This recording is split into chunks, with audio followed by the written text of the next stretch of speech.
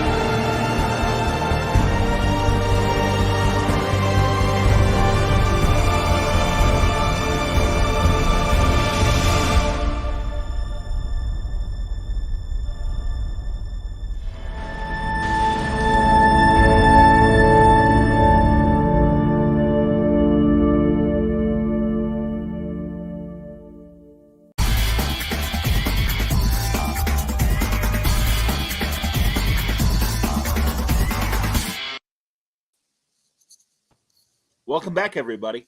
Time again for Word Balloon, the comic book conversation show. John Suttress here. Two of my favorites that always come back whenever I put my version of the bat signal up. Here's Nicola Scott and Kelly Sue DeConnick. Welcome back, ladies. Hey, John. Oh. This has been great. Kel, you've been incredibly kind. We've had the opportunity to look back at every volume of Wonder Woman Historia, and I've got the covers here to prove it. Volume 1 with Phil Jimenez, Volume 2 with Gene Ha, and now we're on Volume 3 with Nicola Scott art. Fantastic. And what's that? Bringing it home. Bringing it home, and the hardcover coming out in 2 weeks, the 6th, June 6th, everybody. Yeah. Oh shit, that's soon. Yeah, man, that's awesome. And are they using the fill cover for the cover, Kel? They're using the fill cover for the main cover, and then there's a jam piece that is the variant for the stores. Oh, that's great. I didn't see that one yet. Fantastic. Oh yeah, I would have been wise to have my copy with me. Yeah, I don't have mine either.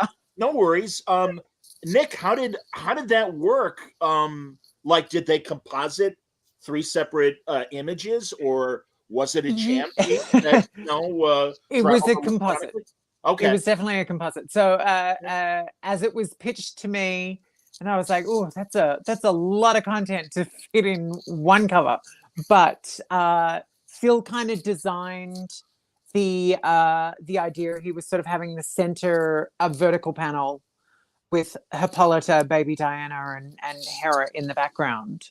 And on one side, Jean was doing all the goddesses, and on my side, I did all of the Amazon queens.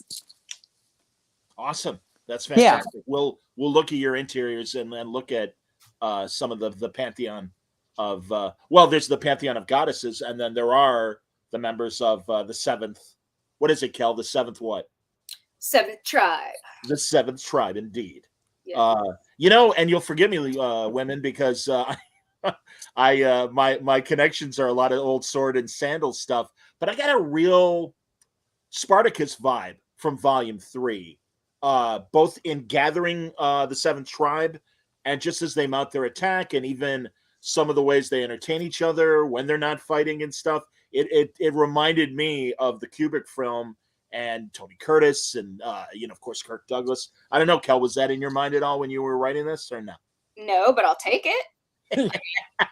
Classic. Yeah. That's true. There you go. Excellent. Yeah. I mean, it's definitely like you said, you know, apologize for Sword and Sandal, but I mean, it's not. We didn't like tell it as though it took place on Wall Street in the 80s. You know, I mean, it's still ancient Greece. It's there are both swords and sandals. Indeed. That's the genre. Absolutely, man. See, I grew up on Saturdays with the Sons of Hercules, all the Italian Spartacus knockoffs that came in its wake and everything from the 60s. Hilarious stuff now. So absolutely. Next, I was definitely thinking it's Steve Reeves when I was drawing Hercules. There you go. Hercules. Yes. Hey, and by the way, I couldn't not that I was, you know, referencing him at all, but couldn't not think of him. Absolutely. Well, and truly great to see the Seven Tribe take, you know, I you'll forgive me, being Greek, it was like, oh, Hercules is cool, you know, and I've always Marvel or whatever in the mythology and stuff, but it's all right. I've grown up and read more stories, and it's like, yeah, Hercules could be an asshole. So it's like, all right, take him down, women, by all means. Oh yeah, he's definitely an asshole. Yeah. Well, and there's I mean, we just wanted to fuck with the whole, you know, Hippolyta's girdle thing. So, Yeah. Like, I mean, it's such a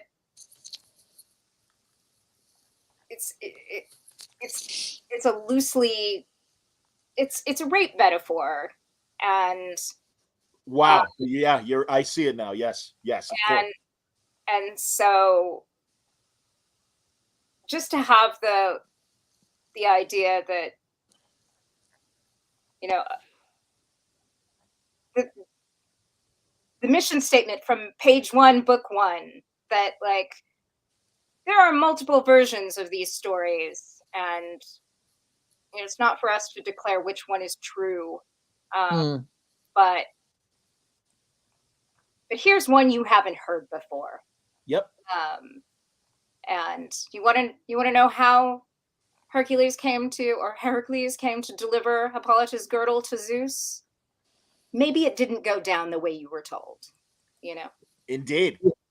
So I love the metaphor too, and we'll get we'll show the visual, but I love the metaphor of the praying mantis versus the ants. Yeah. Oh, and they just killed all of that, and all of the battle stuff is just jaw dropping. That spread is insane. Yes. Yes. And like, how do you even? That is magic. I don't know how you do that. That took a while. I imagine it did.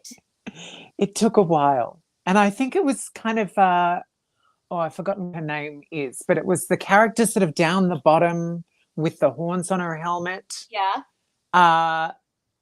It was kind of getting her suddenly made everybody else make sense, made the space feel three-dimensional. That's amazing. Because the first character I drew was Heracles, because he had to sort of cover the spread. Right. And I wanted to make sure that I was getting the scale of him right, because it would then tell me how big all the Amazons were. Right. In relation to him, not necessarily in relation to each other. And so sort of getting his general position right. Yeah. And then sort of populating around him all the characters. But it was that Amazon down the bottom with the spiral horns. Orana, I think. Orana, yes, that's her. That's definitely her. Yeah, getting her in the right position was suddenly like, oh, okay, I can now see the full 3-dimension of the space that I'm trying to feel, like how high off the ground he is, you know, how much space is in between her and his leg and then his torso, and, you know, who can I fit in that space? And, you know, it sort of suddenly became something that I could properly see in my head. And then it just became about, okay, how do I feel this? Because it's got to feel not like, you know, a couple of Amazons coming in and doing the job. It's got to feel like they're all just Right. piling on without damaging each other. They're all sort of skilled enough to Yeah. get in and duck and weave between each other and each other's weapons to sort of get in and get their own pound of flesh. I like that their animals take part too. Oh yeah, that was something that was a lot of fun. I remember waking up in the middle of the night. I hadn't yet drawn the first sort of actual battle with the army of men, and it's sort of I had already sort of thought in my head from how the scripting felt in the script that battle seemed kind of like a silent battle because it was being juxtaposed to a very visceral fight that Hera and Zeus were having, right, on Mount Olympus. Like that was where the dialogue and the orchestral sort of anything would be coming from, and that the battle itself was silent until a particular moment where it suddenly kicks into gear and it's quite visceral. So it needed to sort of feel a bit sort of not out of time or out of space, but just sort of slightly ephemeral. And so so I had sort of decided that I'd do a sort of classic, you know, two armies about, you know, charging at each other kind of thing, you know, great comic book standard, and, you know, Lord of the Rings standard, and all that kind of stuff. And so we're in the middle of the night. I woke up going, the animals, I need all of the birds sweeping in, because there are so many fucking birds. yeah, Like, you know, so many of the goddess-born Amazons come with their sort of animal counterparts, and I had the bears in there, and I had some horses in there, but I was like, no, there are all these birds. There are all these sort of like birds of prey that are part of their tribes. They're on the attack as well, so I had to stick them in too, which was a lot of fun. I love it so much. Kel, or rather Nick, I wanted to ask you regarding the art. Yeah. I mean, this is more extreme than the usual DC and Marvel fare, but actually, like you pointed out, the woman in the bottom left with the horns kind of has a Hel, Norse goddess vibe from Thor. And have you done this kind of, again, sword and sandal kind of genre prior to this? Only when I've dabbled with Wonder Woman before, you know. Sure. Certainly, Well, of course. when yes, Greg and I did year one, my favorite part of that was sort of anything on the island is my favorite sort of arena, because I love all the characters so much. But doing something at this sort of level of detail, absolutely not. And so it was a real treat to sort of be able to venture in and sort of play with the designs that Phil had done for all of these Amazon characters, and all the designs that Jean had done for all the sort of Seventh Tribe characters. Sort of being able to sort of find my way into my version of these characters, which have been designed by one artist and drawn only a couple of times. You know, Phil did these incredible designs and then only got to sort of draw them a couple of times, not even each, you know. Some of them he only drew once. Yeah.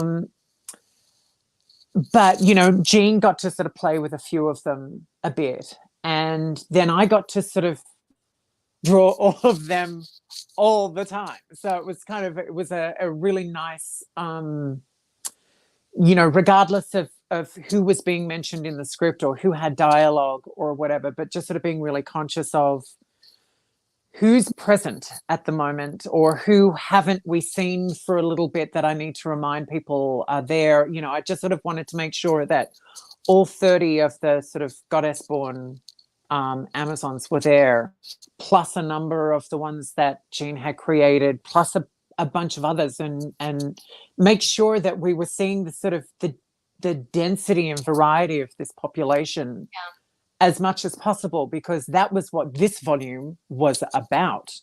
You know, volume one was sort of so grand in its scale, and volume two was really intimate in its sort of POV, and my volume sort of had to sort of be somewhere in the middle, which, kind of worked out really serendipitously, because I feel like, Phil's art style and Jean's art style is quite sort of different from each other, and somewhere in the middle is actually where I sit reasonably comfortably. So you it all worked out. articulated that on our first call,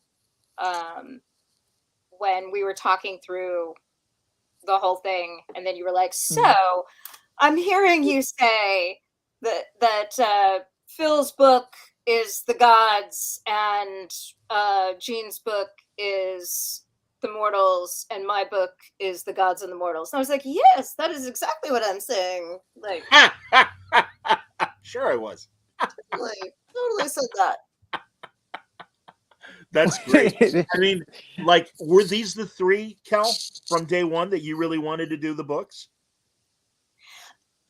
No, it was such a, I mean, I wish I had, I would love to say that. I would love to say that, like, in the beginning, I was like, yes, let's do it. We'll have different artists and,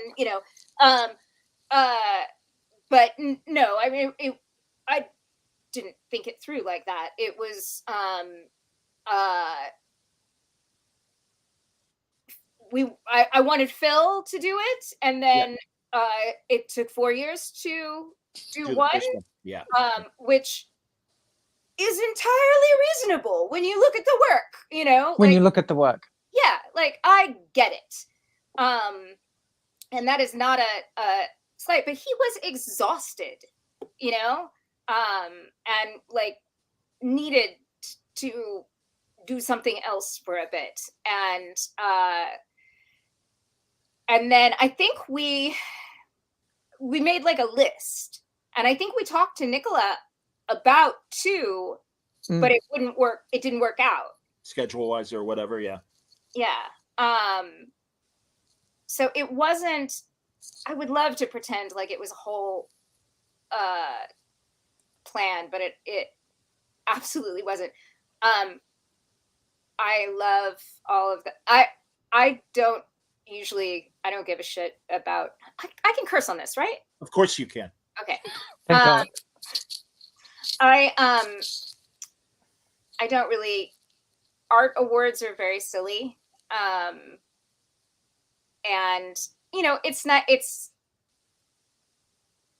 I don't want to,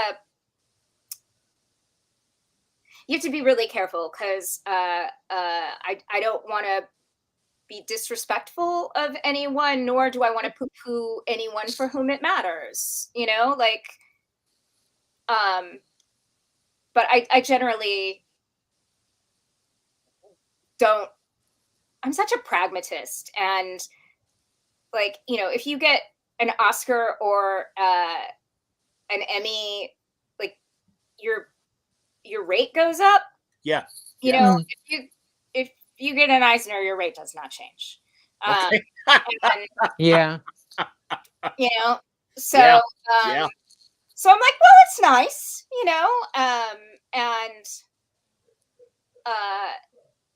but I was pissed that Nicola and Jean did not get nominations. That's more in Nigerian. Yeah. In my mind, to worrying about them canceling each other out. Yeah. On the main ballot, it didn't occur to me that they wouldn't get nominated, and I was legitimately pissed. I wrote to DC to make sure that they had been submitted. And I was like, this is not sour grapes. This is just genuine, like, I'm very confused.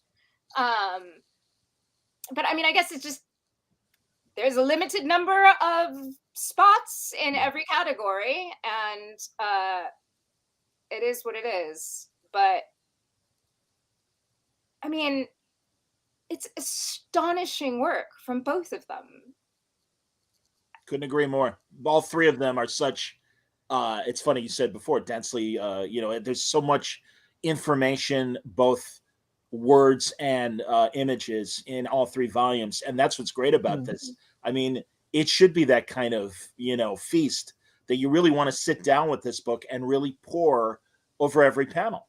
I mean, yeah, like you said, Phil started it, but truly, Gene and you, Nick, I mean, you guys, continued, and it really is. It's a feast for the eyes and the brain as you're putting it all together. Yeah. Yeah.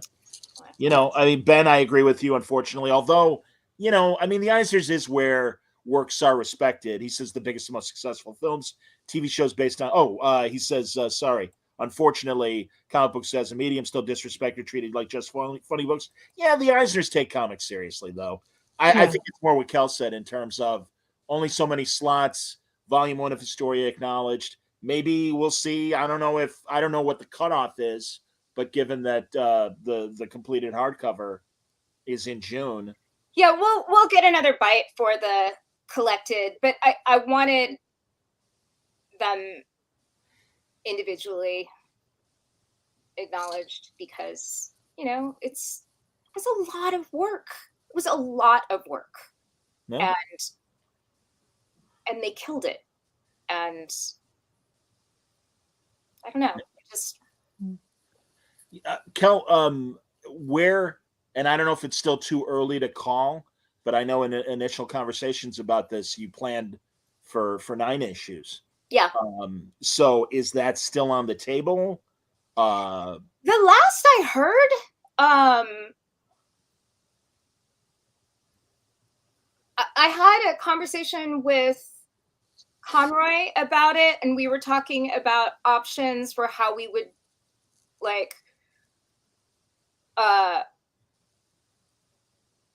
would we see, how would the art work if we did 9? Would we have Phil wants to do the first one and the last one.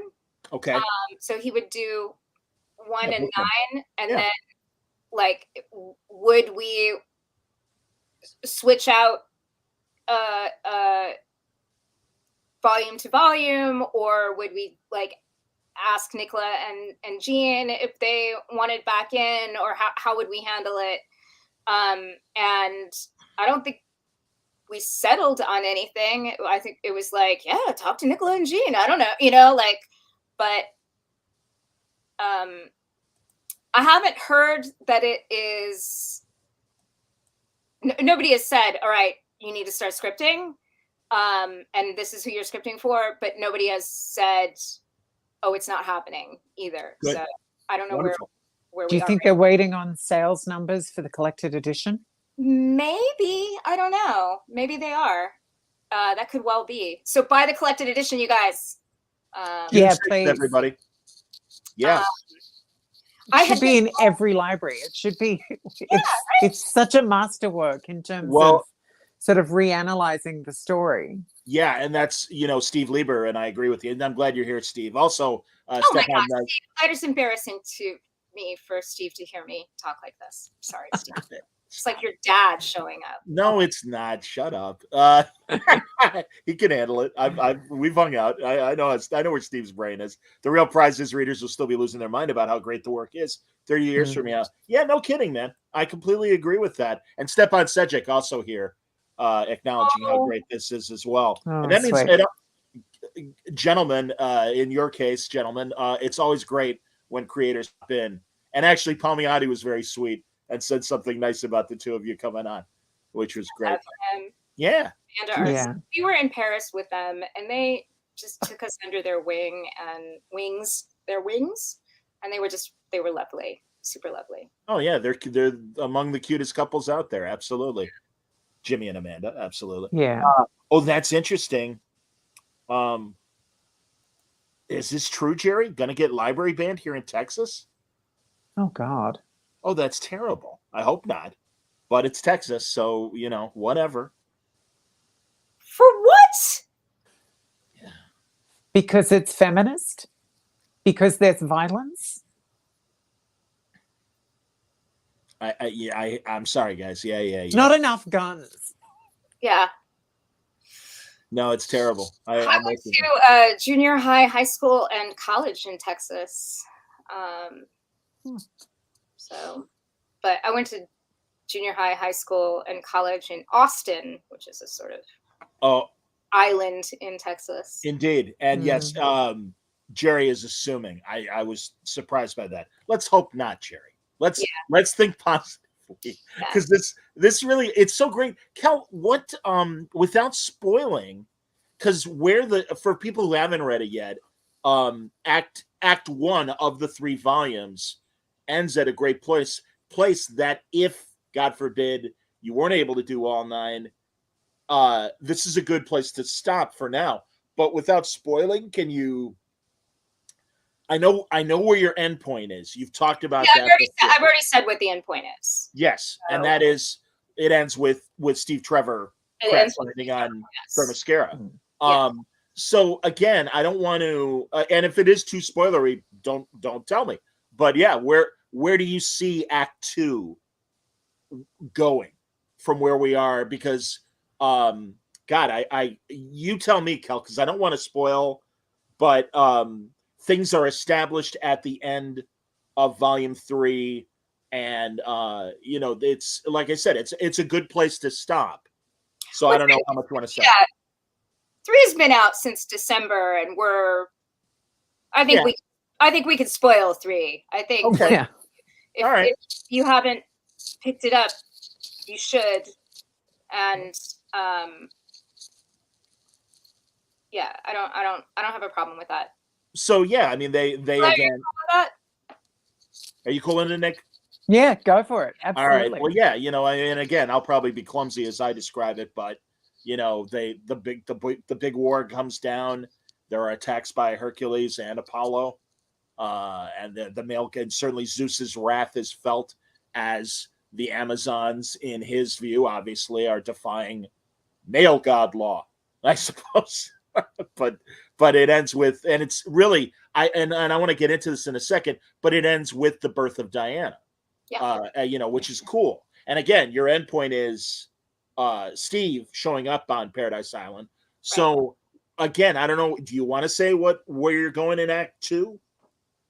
Well, at the end of Book 3, Hippolyta has been given the blessing of Diana, right? She's a mother, but she's also betrayed the Amazons, and so they have to live on this island. Yes. And she's been cast out of the community, and so she and this baby are on their own, and so I mean, it kind of suggests where you have to go next. Okay, sure. Because we know that Hippolyta is going to become the queen of the Amazons, right? So yeah, she can't stay cast out. Yeah. So she's going to have to make good. And so we're going to have to figure out what that means. In the meantime, she's going to be raising this little girl. And, all alone. So there's something there. On the island, there is, so the idea of the island was playing with the feminist notion of pretty prisons, right? So it's Paradise Island, but there's been work done about how, and this was especially true in the last century, but how women frequently have dominion in the home, but not outside of the home. And so there's in the 19th century, it was very, very much that way, where like women were only allowed this kind of freedom and to be the decision makers inside the home, and then outside of the home had to defer always to men. And so the home becomes this place of freedom, but also a place where you're trapped. Absolutely. And so that's the idea of Paradise Island here is, it's a pretty prison. It's a place where they have dominion. It's just them. They don't have to deal with men. But it's just them. And it's, they can't leave, you know, and even if you don't want to leave, the fact that you can't leave is a different thing. Absolutely. Yeah. And so that was the notion we were playing with there. And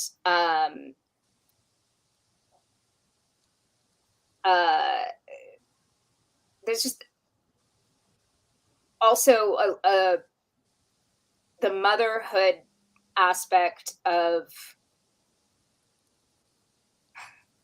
so in this iteration, right, no Amazon who rebelled against the gods can leave the island.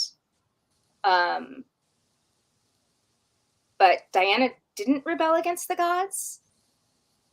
So she's the only one who can leave.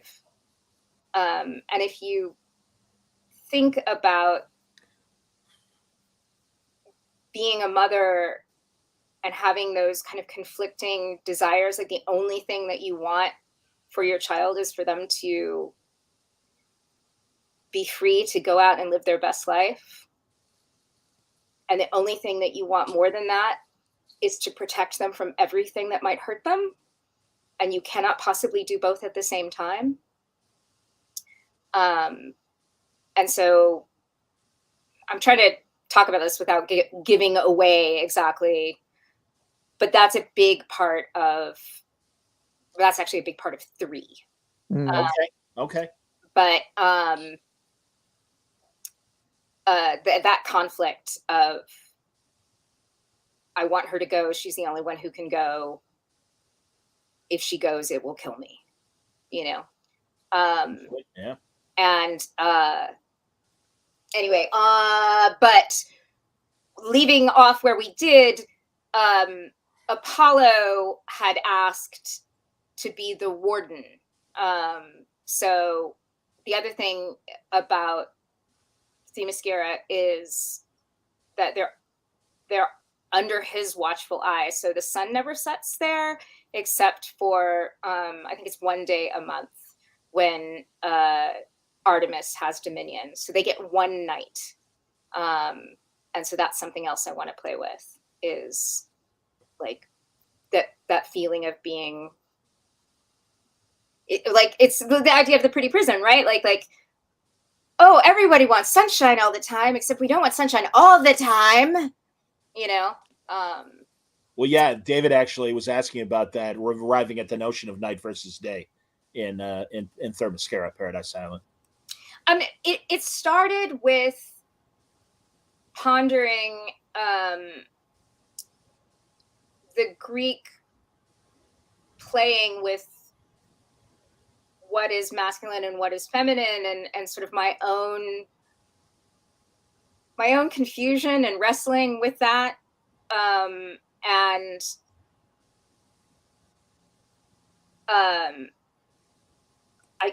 so often, I agree, Jerry. Jerry says Apollo is the worst. Absolutely. Yes.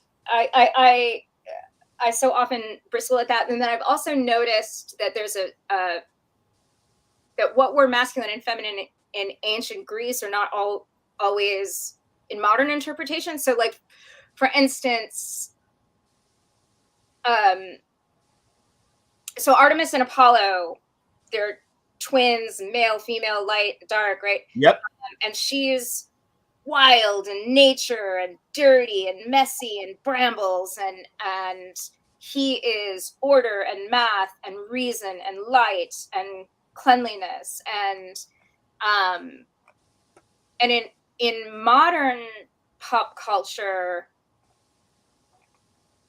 the mom archetype has taken over all of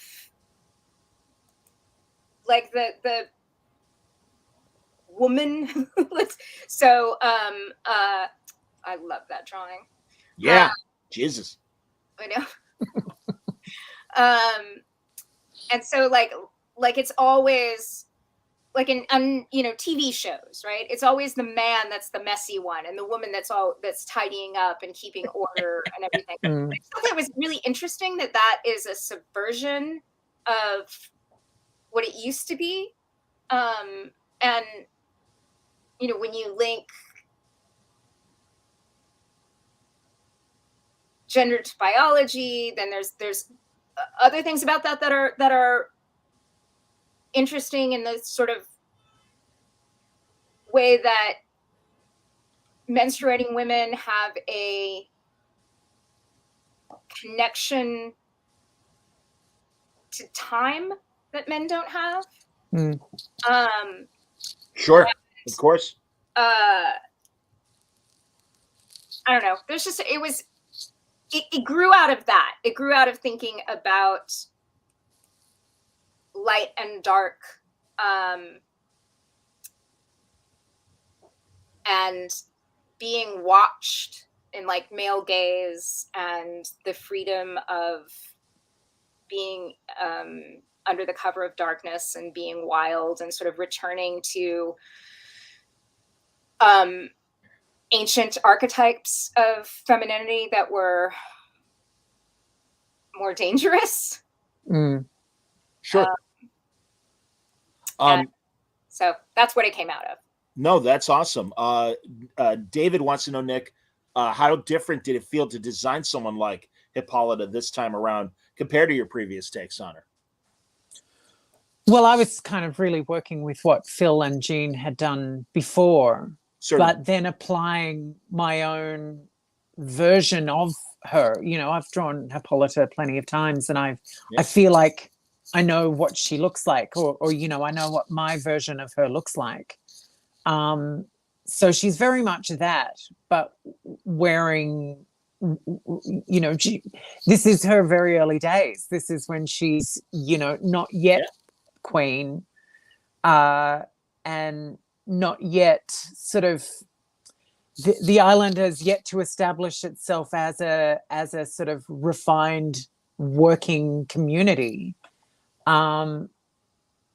It's just been sort of, on the fly camp up until this point. So it's really just sort of, taking how I see Hippolyta, her body language, her physicality, her face, her nose, her hair, all of that kind of stuff, and then sort of saying, okay, this is where Phil left her. This is where Jean left her. What are the elements that I can pull from? And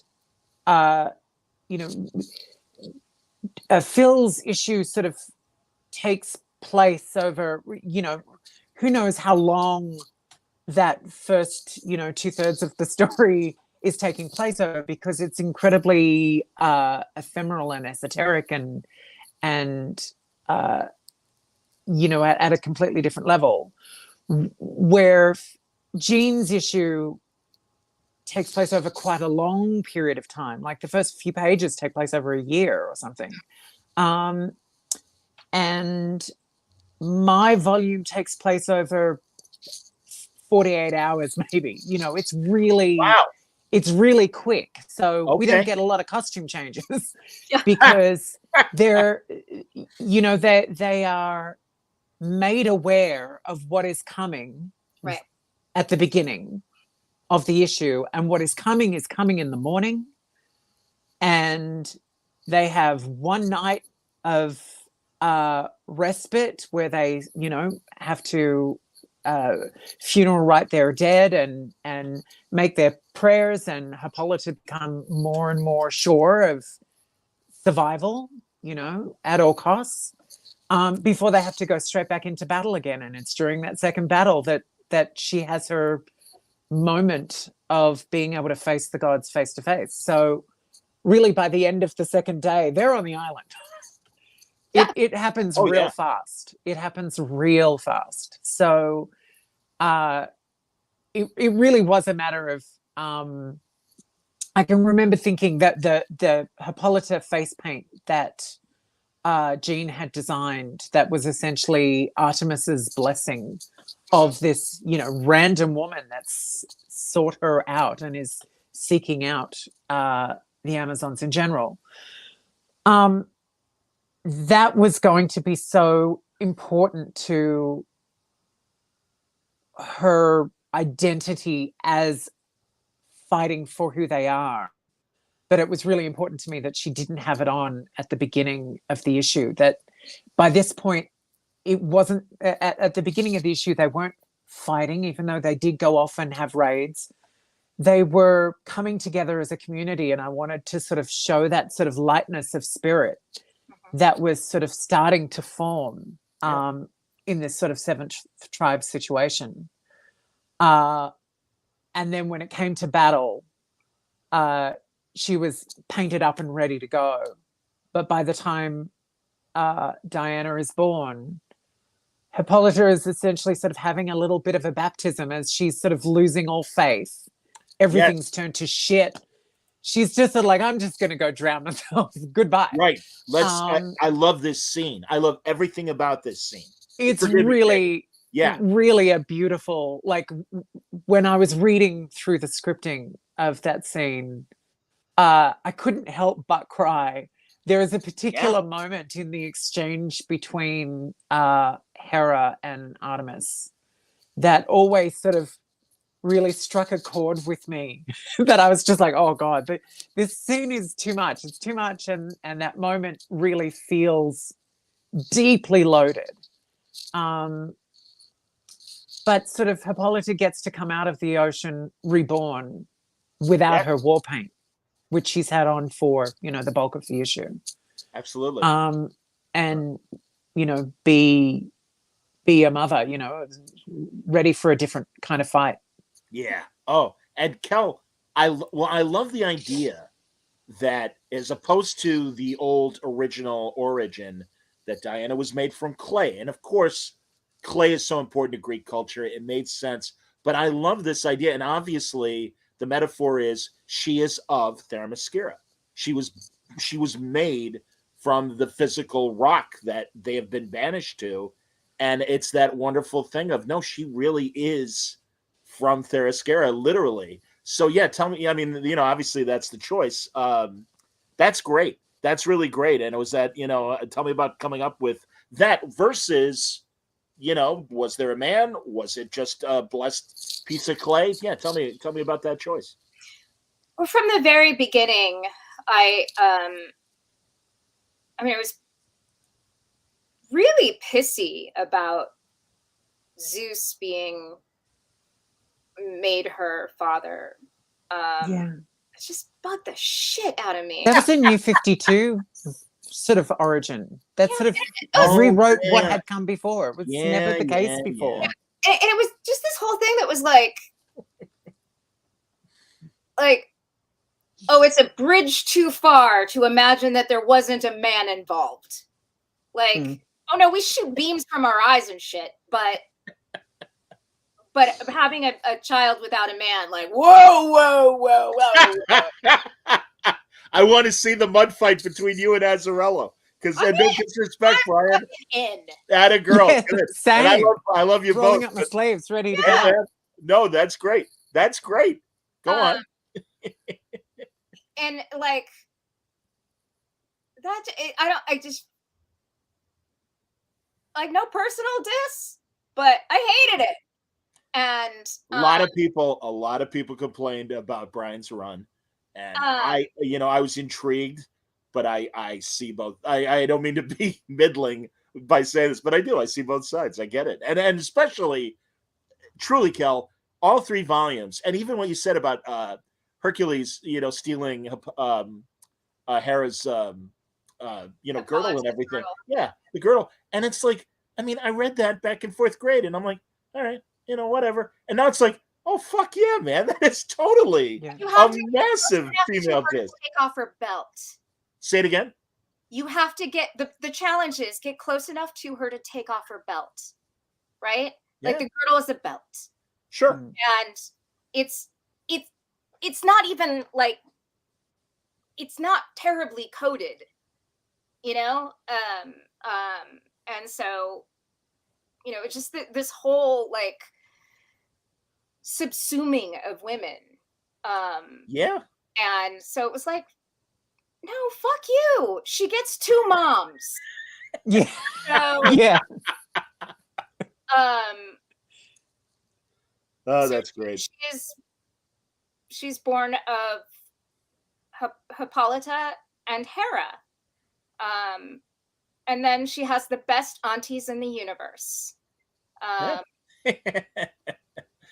So, yeah. So just was like, no, fuck you. I like, get it. why is that? I don't understand it. And yeah, I don't know. Yeah, no, it's all good, buddy. So, Mara wants to know what are the gifts the goddesses gave to Diana in Volume 3? Are they revealed later?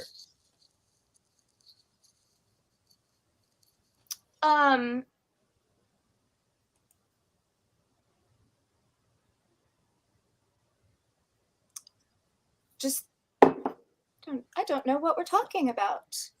At the end of the issue, they're sort of lining up to give their blessing. Yeah. Oh, yeah. You know, It's nothing. I'm sorry. I should make something up, but no, it's just intended to be. I mean, if you want to think of it that way, you would go back to. I mean, Artemis gives her name, right? So right. that's Absolutely. But really, it's everything that they put in the primordial sludge in book 1, which is, you know, what they have to give. So hold on, I'm pulling that up. No, it's all good. So let's see. That would be Aphrodite gives passion. With that comes let's see, I have to choose the restless nature of the ocean. Demeter gives dreams and ideas. Artemis, courage and liberty. Hecate, fear and temperance. Athena, strength and cunning. And Hestia, the fire of life. Yeah, it's like the Shazam anagram and what they represent. No, right. I understand that. Moira's like, yes, I was right. Fantastic. And she says 3 moms once Philippus starts training her. Sure. Yeah, I mean, that's later. 50 moms once we're all back to the island, you know? Yeah. But I tend to think of it as like as aunties.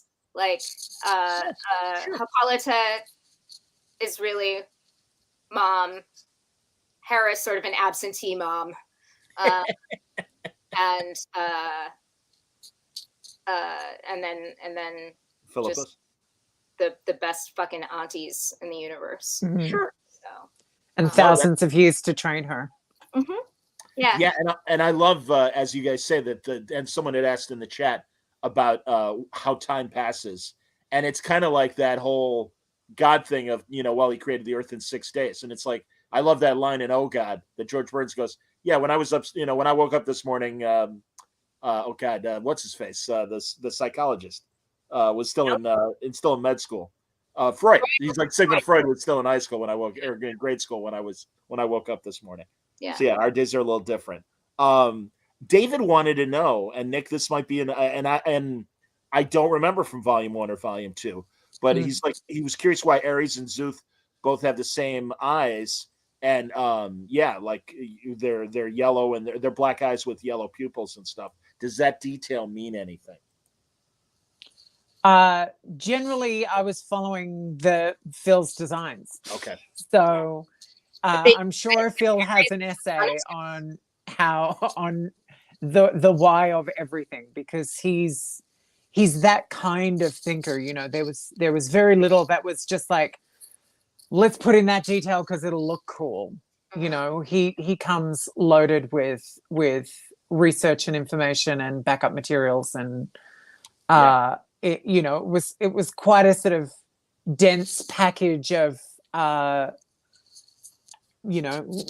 editorial sent me quite a big box worth of, here's all of Phil's research material. I'm like, shit, how am I going to get my head around all of this? But by about halfway through the issue, where I felt like I'd sort of drawn most of the Amazons in particular, less so the gods, they sort of took their time to sort of present themselves in the story. But there was a point where I was just like, okay, I feel like I've got a sense of all of these characters now. But it took a while because there was so much.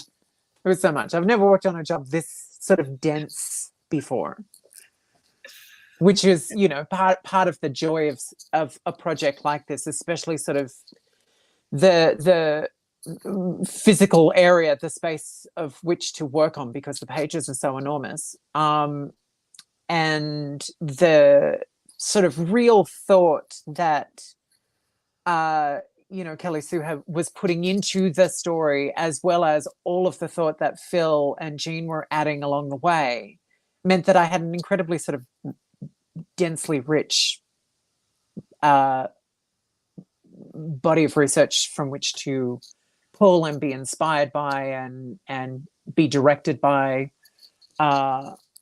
And so, my desk was out of control for 18 months, as because I couldn't let anything get too far away. Everything had to be sort of in reaching distance, so I could sort of pull from it. Once again, tons of back matter in all three volumes. Is there any?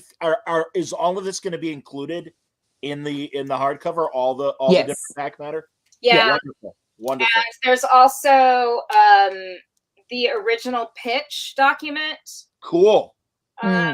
Is there, and I wrote a little introduction to it as well, and we redacted like a little bit of so you can see the hold on, I'm going to zoom in. Go ahead. Yeah. Books 2 and 3 are redacted a bit. Yeah, so redacted. Yeah. Keep you safe from spoilers. Yeah. That's great. And here, McCoy wants to know where did the decision to replace Hermes with Hecate in the pantheon that gifts Diana come in? Because there's a really interesting mythological element to both of those choices.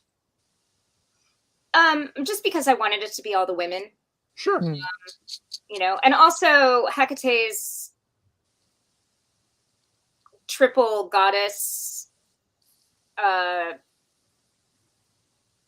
It's she had to be there. She really had to be there. Yeah. So, I have fun with Hermes. I think my favorite Hermes thing is that Zeus doesn't know what he's the god of. Zeus is like, wait, what are you the god of? Like, I know that you're a messenger, but wait, what? Yeah. So when he's trying to explain that, like, in the beginning, where he's like, everything has its purpose, and and we all have dominion over these different things, and he's going through, and then he gets to Hermes and like, wait, what? Like, and this one. And I just thought that was, I don't know why I enjoyed that as much as I did, but I enjoyed it a lot because most people couldn't tell you, I think. Because we all know he's the messenger, but we don't know what his actual dominion is. By the way, it's trade. And Hermes being sort of part of the group, that was purely a George Perez era specific, you know.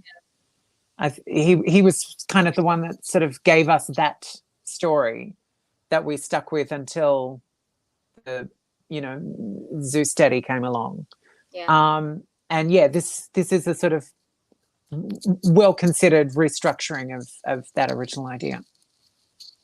Understood. No, and I man, it just bums me out that I never had the opportunity to really talk to George about his run, because it was so exciting when it was coming out. And again, I mean, this is where all of you, from the art standpoint and maybe from the writing standpoint as well, a great place to start as far as where your own creativity took you, you know, certainly. So Oh, certainly for Phil and I, yeah. Yeah. That was our sort of starting point. Yeah. Had those books from the newsstand when I was a kid in Germany, you know? Yeah, Jesus, absolutely.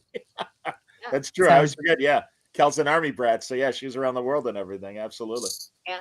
Air Force, but yeah. Oh, excuse me. No, that's Military. okay. I don't know, I just corrected you for my dad in case he was gonna, like, you know, appear like the Kool-Aid man. I was like, every time I say our family's Italian, my dad's like busts through the wall and he's like, Sicilian.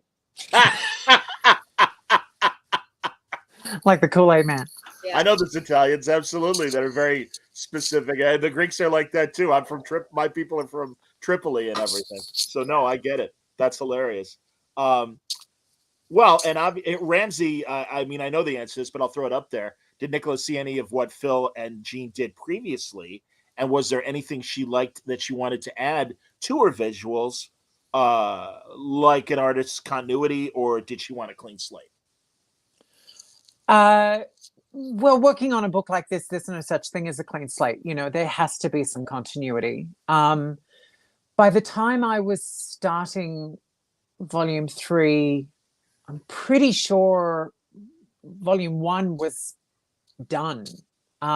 If not sort of completely colored, certainly all of Phil's part was done. And I think about maybe 70% of Jean's was done. I can't quite remember where Jean was up to. But so, you know, that certainly gave me a proper idea of what Phil was sort of germinating and you know, the direction that he was taking with his designs and his storytelling style. You know, the first 2/3 of the book, I think, are all double page spreads. You know, they're all these enormous sort of you know, grand scale storytelling. And it's not really until we reach Hippolyta in the sort of last part of the book that it sort of suddenly starts to read a bit more like a conventional comic, even though the format is different and the sort of panel number per page is, you know, completely different because, you know, we're working in a different, you know, on a different ratio, but also producing a monthly floppy is not at all the same as producing a black label book. Yeah. So, you know, you get to really consider the space and use it to its best advantage. And so, you know, I got a proper idea of what both Phil and Jean were doing. That sort of gave me some reassurance because they were so different. When I was first approached to be one of the artists on the series, it was for volume 2, and it just, you know, timing wise, it didn't work out. You know, it was like very interested, but it's not going to work. And part of me was relieved because I was like, I don't want to follow Phil. That's going to be a fucking nightmare. Are you kidding me? Yeah, Jean took the gig before he had seen what Phil did. Jesus Christ. I know. It's too much. Because, like, I felt so bad. And, like, you know, I know what Phil's relationship to Wonder Woman and the Amazons and, you know, all of these characters are. I know his passion for it. I read his run back in the day. I know. And so for him to be coming back would have to mean something, not only a project significant enough to draw him back, but also the emotional sort of price you pay to work on something that you're that emotionally connected to is really overwhelming. You know, like when I did year one with Greg, we did a very sort of I had decided, because of the time that we were in and for a bunch of reasons, that this is how I wanted to approach the art style. If we'd worked on the same story 2 years earlier, I might have chosen a different art style. But during that time, it was like, I want to do something that's a little more all ages appropriate, blah, blah, blah, blah, blah. Anyway. Sure. Regardless of the sort of finishes and the style of storytelling and the art that I wanted to do, it was still me getting what I had sort of defined down to my dream job, which was working on a Wonder Woman origin story with Greg Rucka. And it's like, how does that happen? But here we are. And then not necessarily really being able to enjoy the process, because it's like loving the process, but being overwhelmed by it. It's really hard to just sort of shut up and get the work done when you're that invested in it, because anyone who's in any way artistic or creative, what everybody else sees is what you show them, what you play them, what is the end result. What they don't see is all the shit that goes into that. And they certainly don't see all of the mistakes that you can see in the finished product, all the things that you would change, all the things that you wish you did differently or whatever. And when you're working on a regular book or a monthly book, even if it's characters that I love, I know how to let it go. But when it came to Wonder Woman, it was like, I can't let this go. I don't know how to just shut up and do the job. Right. And I can imagine for Phil coming back, for it to be this sort of big deal prestige story, working with Kelly Sue, especially the way it sort of, obviously I wasn't a fly on the wall, but I wish I had been, listening to you guys sort of talk about it as you workshopped the idea before starting, because everything that I've heard about those conversations just sounds fascinating. I wish someone was recording and we could just sit around and listen. I would listen to that all day, every day on repeat, because the end result is so smart and so considered that, I can just sort of see how fucking overwhelmed film must have been going into it with the scale of the project physically and emotionally, and then wanting to deliver his best work, which he absolutely did. And yes, being asked to sort of follow that was like, fucking hell, absolutely not. So I was kind of really glad that I wasn't available for number two. For number two, and then they came back for about 6 months later. Were like, okay, number two is on a roll. How about for volume 3? And at the time, I was just sort of like, actually, timing still doesn't work. Sorry, sounds great. Wish I could. And it was about 6 months after that Conroy got back to me again, just to sort of say, look, I know you probably won't have time, but what are the chances? And I was like, actually, you know what? Like, in a bunch of months, I'm actually going to have a window. Do you want to, if it can wait until then I can do it. And he was like, that's actually perfect timing. And so that was kind of how I was sort of able to come on board, sort of timing wise, but also emotionally, sort of being able to see what Phil was doing and what Jean was doing. And because they were so different from each other, but still kind of spoke of a sort of, they both had this sort of magical, ephemeral quality that I was just sort of like, okay, I feel comfortable kind of coming in to be a third in this trio in a way that I would have felt very, I don't want to be stepping on toes to just sort of follow Phil.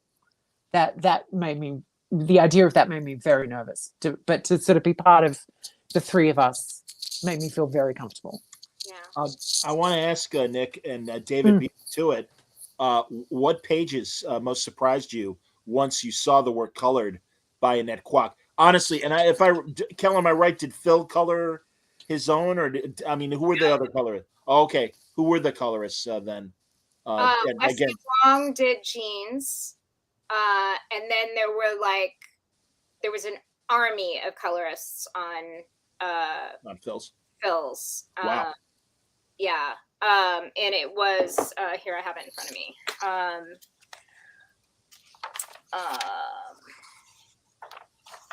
Hi-Fi, Arif Prianto, and Ram Fajardo Jr. Romola, yeah.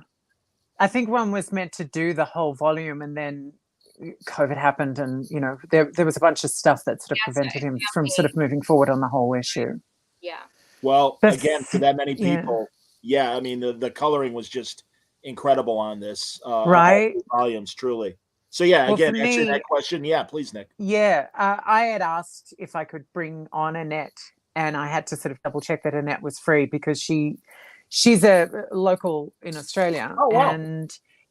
And I've known Annette for about 15 years, and she's sort of done bits and pieces of work, but she hasn't really had the time to do sort of big projects before. And I've been sort of choosing to use her as a colorist more and more for covers over the last decade. And a couple of times I've had a short story where I've been able to use her. And I think part of it is that she's in the sort of same time zone as me, which makes things a little smoother and easier. Sure. But also she's really patient with my, because sometimes I'll just sort of say, here's a vague idea of what I'm going for, knock yourself out. And other times I'll be like, here is every piece of information that you need. I'm sorry that I'm going to be a control freak. Like, one of the first things that we did together was a bunch of Wonder Woman 77 covers. And I sent her, I think, about 5 YouTube videos of Linda Carter spinning around to sort of say, at the 57-second mark, oh my God, that's what I want. I want a bit of that, and I want a bit of this, and I want blah, blah, blah, blah. And it's like, when someone can handle you being that much of an asshole and be just kind of cruisy with it all, that's creative gold. That's collaborative gold. So she's great in that I can just sort of say, here's the gist of what I'm going for, and she'll get it. But she'll also sort of take me sort of getting real into the nitty gritty. And certainly for this book, I'd sort of made it clear that, I was going to kind of semi-paint the book like I do with Black Magic, not quite as detailed or as tonal as Black Magic, because that has to sort of stand on its own. But this is kind of what I want it to look like. I want it to look like a painting. So let's play with our saturation, let's play with our finishes, let's sort of play a bit. And the first thing that she worked on was the goddess, the invocation to the goddesses, that spread. Mm-hmm. Because before I even had the script, Kelly Sue had said, this is how every volume starts. Yeah. And I was like, pages are always the same. Yeah. And I was like, okay, great. I can jump into that and, look at what Phil has done, look at what Jean has done, do my own sort of research into these characters and their iconography, and go for it. And that spread I did pretty much fully paint. Okay. And go on. Yeah. It was at that point that, it was like, Annette, let's play with this. This is a good sort of starting point, because there's a bunch of different sort of, there they are. I love them. Yep. Honestly, and she just sort of, she's just, a really beautiful, easy person to work with. In the Greek Orthodox Church, of which I haven't been to in sadly many years, but growing up, we would get these fantastic, beautiful, stained glass windows of the saints. And I do just love this presentation for the gods, because it really it reminds me of church in the best ways. And it really, I want these guys on votive candles and stuff. Oh, you should do How that. good would that is be, a right? Brilliant idea. That should so happen. That is a fucking brilliant idea. If I could organize myself, I'd do it. But oh god, who has time? I don't have time. You could get custom made candles like that. I'm sure. I don't know how DC would feel about it. I'm on it. I'm gonna make them for you for Rose City. I don't know how the hell you're gonna get it back to Australia. Who fucking knows? That's awesome. Jesus. But wouldn't they sell up a jam? Sell them everywhere. Jesus. Barucci is watching. Nick Barucci, and another comic book, another comic person who it's always nice when they come in and watch a word balloon. So thank you very much. Oh, Mara, good question. And I wanted to get to this. For Kel, I see that Nubia was there since the beginning of the Amazons, which is totally a new take. Was there a purpose for that decision? The original Nubia story, one of my early favorites when I was a little kid and really discovering the deep mythos of Wonder Woman. Nubia was very cool. So yeah, tell us about including Nubia right from the beginning. Well, I think, boy, isn't that awesome how I start a sentence and then just stop? Cal, I appreciate you think about your answers. That's okay. We're all like, yes, and yeah. Okay. So, I mean, it is a different thing if you're going to try to tell the history of the Amazons in even 9 books, right? Which I think if we do all 9, it'll end up being over 500 pages, I believe. So even doing it that big, you can't get in 70 years worth of story. And so I was either going to have to leave Nubia out entirely, which I really did not like because I felt like she's so important that she had to be there, right? Yeah. And so there was only 2 ways to go.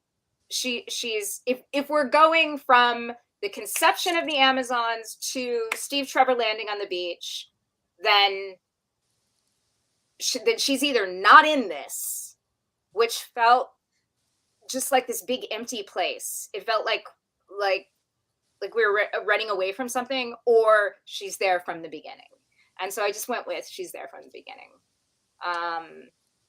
And the idea is that each of these individual Amazons is extraordinary.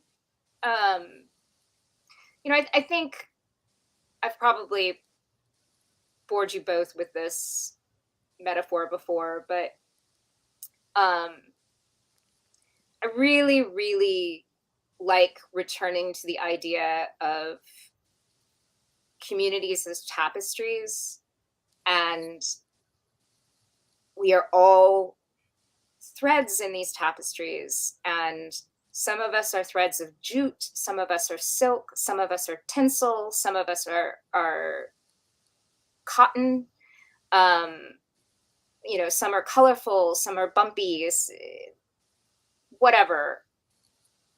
But every thread in that tapestry is special and significant and important, and if you take any of them out, you're leaving a hole, right? So yes, Diana is special. Yes, Nubia is special. Yes, Artemis is special. They're all as special as everyone else, and I think that that's one thing. All right, here we go, because I don't think I've said this publicly before. I had some problems with the Wonder Woman movie. Shh. The Between us. the first one? I didn't see the second one. Neither did I. But go on. I love the filmmakers. I love Gal Gadot. I did not like the biggest feminist icon of the 20th century being a special lady.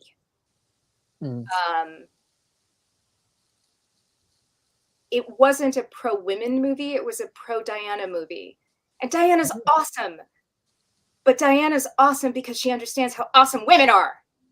You know? And for me, it was really problematic that we didn't... So there's like 4 women in that film that speak, you know? There's Diana, there's Hippolyta, Antiope, and Etta.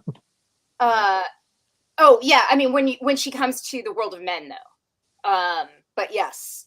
Oh yeah, there's also the problem with the Amazons in that movie is like, you know, we've been trading for war for 1,000 billion years. We're ready for war. And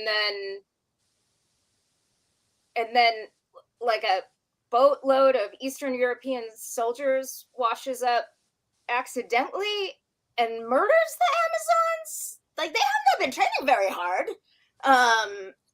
And you know, I guess it's bullets, but like in 1,000 years we didn't think of bullets. But what about bullets? Like, I don't know. It was all very like, it was hard for me. But the hardest part was when they go to the world of men.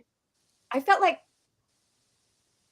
Diana would understand, like the Pretty Prisons thing, right? She would see all of the women quietly making the world work. But instead, we get Etta, who in the comic is a badass, and in the movie is like a literal fat joke. Yeah. You know? Yeah.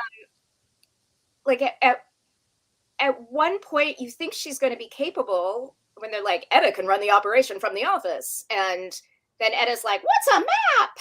You know?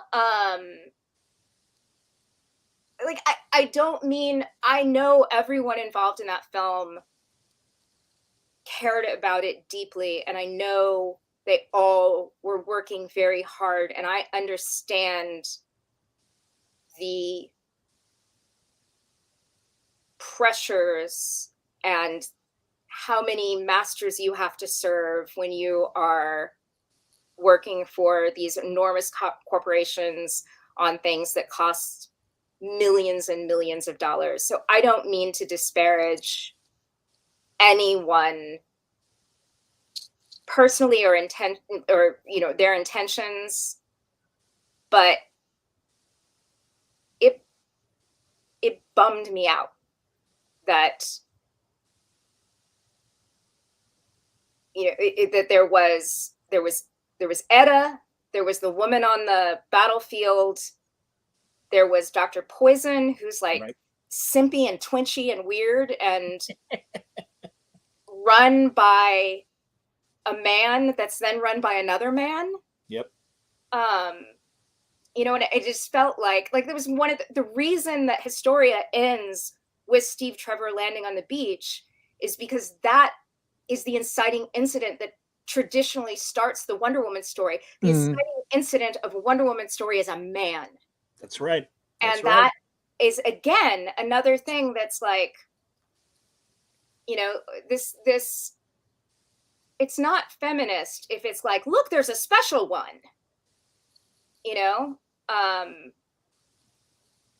So Diana is special and she is beloved and she is who she is because of the bullets that were taken by all of the women before her. She is just as special as everyone else. And I think she knows that more than anybody. I think Diana is a sister first. I get it. I get that.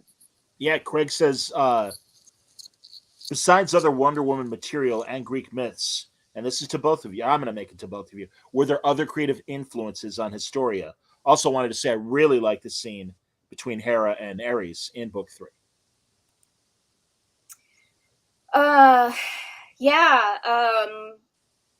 so many. Fashion was a big conversation point when we were with Phil and I, when we were talking a lot about like queer theory and feminism. We were talking about they actually reprinted in the hardcover, they reprinted his Eisner acceptance speeches. And one of the things that he talks about was a conversation that we had about refusing to be small, and that like there's that's a sort of Venn diagram thing where queer theory and feminism have an overlap, that it's a like the world wants you to, be unobtrusive and right. Stay in your lane, stay quiet. Yes. Yeah. And there's whether you're fabulous or just mouthy, that's a refusing to be diminished. Sure. And being willing to make people uncomfortable with your fabulousness or your mouthiness, and you're refusing to be small. Which I think also, I'm 5 feet tall. I think that there's a little bit of a Napoleon complex thing happening here too. I think there's some like, oh, I matter, I'm big. But I don't know. It's a thing there. So yes, so those were big influences. Also, her name is escaping me. There's a woman who, where is that book? I just rearranged all my books, so I'm like looking in the places where it was, and it's not there. Martha Nussbaum, I believe it is, who is a academic who's done a lot of work on what a tragedy is. I guess like the fragility of goodness or something like that, was the name of it. That was a big influence.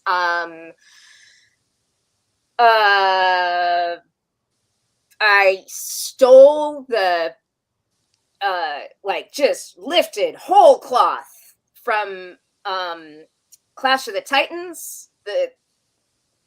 The idea of when the gods deal with the humans, they sort of turn into these like little dolls. Yeah, like action figures almost. Yeah. Yeah. That is straight up theft. Hera, who is, shocking no one, my favorite character, is pretty much Katharine Hepburn as Eleanor of Aquitaine in the Lion in Winter fan fiction. I love that movie. My God. Yeah, and then Adrienne Mayer's books, like all of them. Her book on chemical warfare and weaponry in ancient times was a great one, and then her book The Amazons was another. Those are mine. Nicola, what do you got? Yeah. Well, some of the same, because you pointed me in those directions, but sort of artistically, right? But artistically, I was sort of again sort of trying to sort of use what Phil and Jean were producing to inform what I should be researching, and then sort of finding my own way into it. So I was sort of in terms of art, I was looking at like a classical artist, sort of romanticism era classical themed artworks. I can totally see that. As sort of where I wanted to sort of not just sort of emulate the look of, but the sense of scale and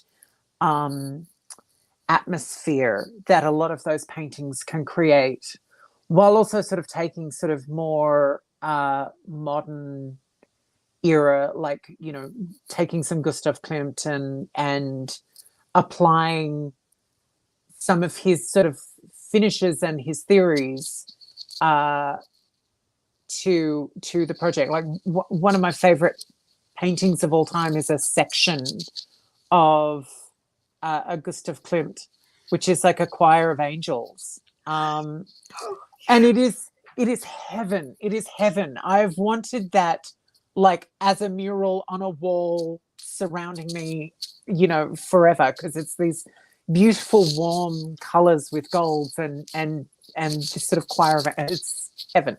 So sort of taking influences like that and sort of finding where I can you know, what I can steal and what I can be influenced by, and how they work with what Phil and Jean have already produced, and then find my way into sort of, you know, bringing them into my art as well. Is this where this image was maybe inspired by that Klimt? I haven't seen it. No, not so much. The okay. Klimt piece is a, like, almost like a repetitive moment of these sort of, you know, beautiful heaven. Google it. So everybody Google I will. It's By the divine. way, Ramsey wants to point out for people who want to maybe delve further into Nussbaum. Yes. Apparently, she had an interview with Bill Moyers on the Fragility of Goddess. Oh. Goodness, pardon me. Goodness, not Goddess. He says it's great. It's on YouTube. Thank you, Ramsey.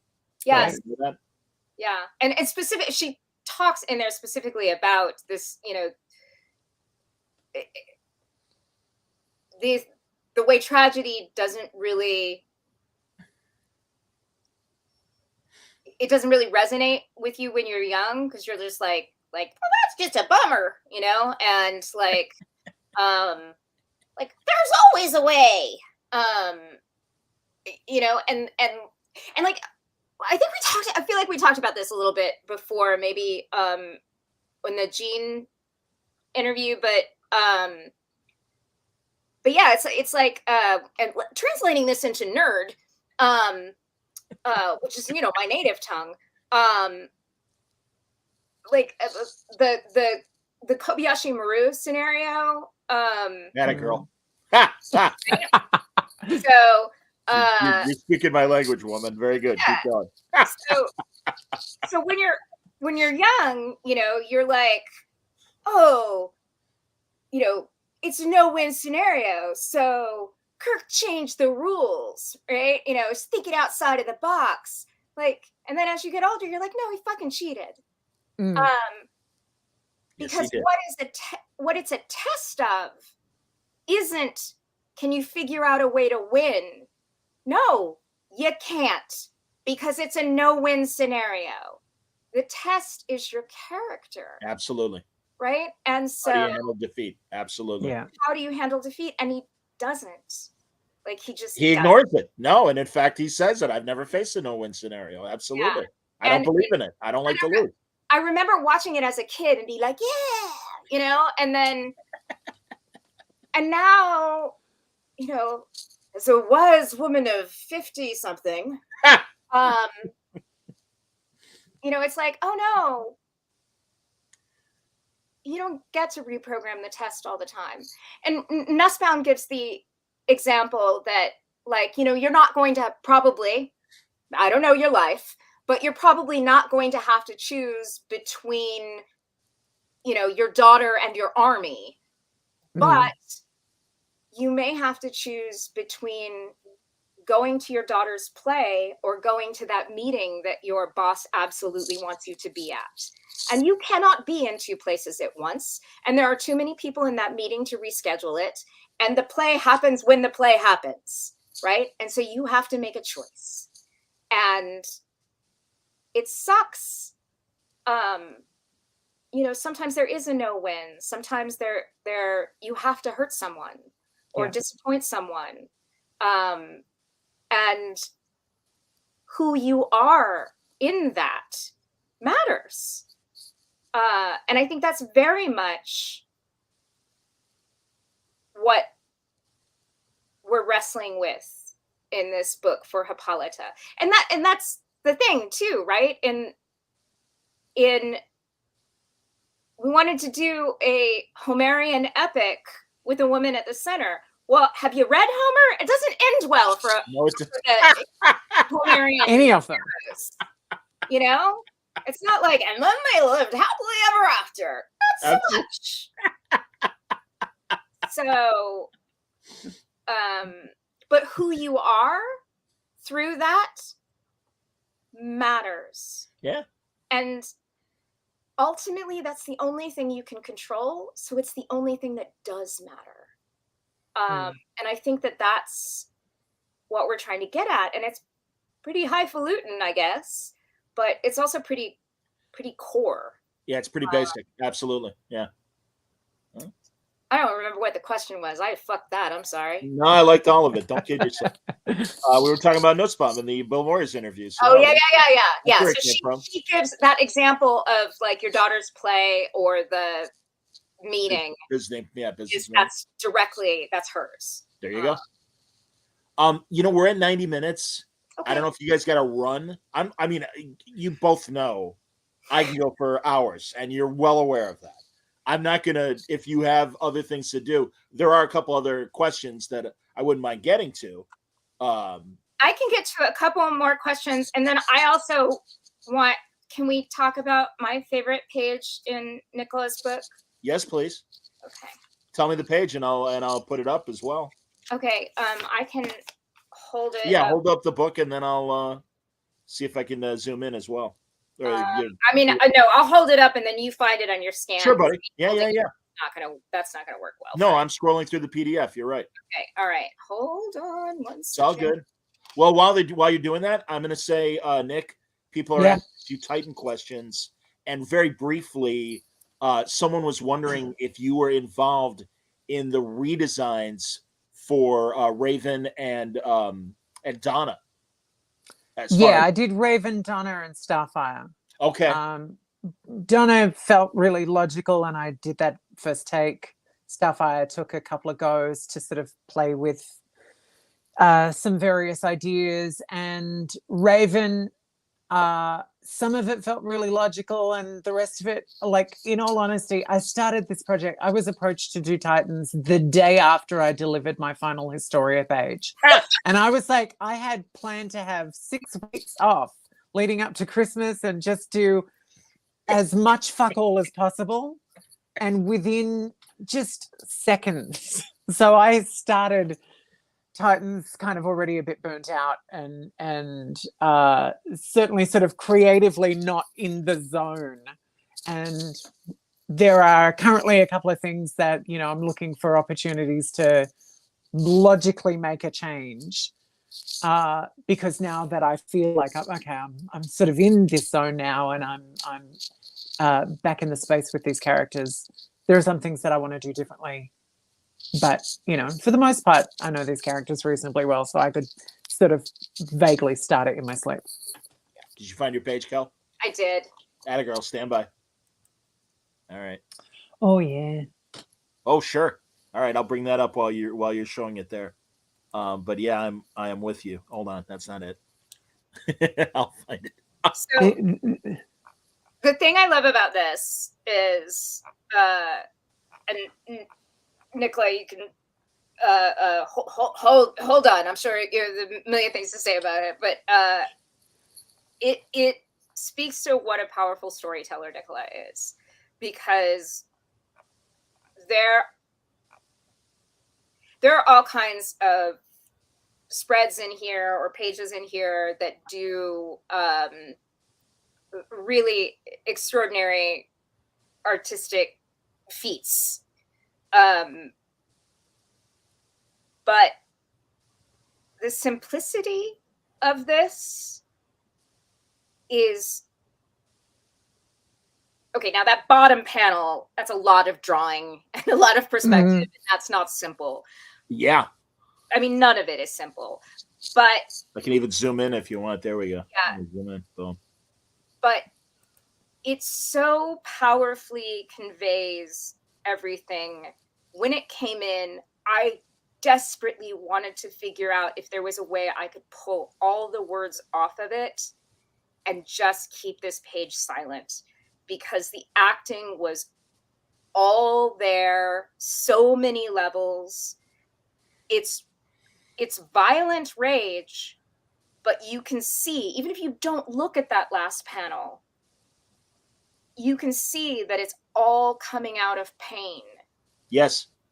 It's there, it's in her eyes, it's in her, like I having a physical reaction to it. Like you can, Yeah. like, you know how your face gets tight and warm, like, yeah.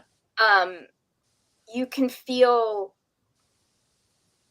the pain of Katya's death Yes.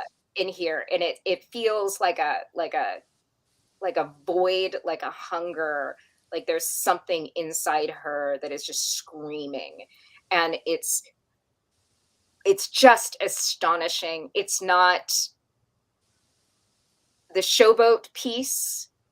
There are some incredible pieces, but this is just extraordinary comicking.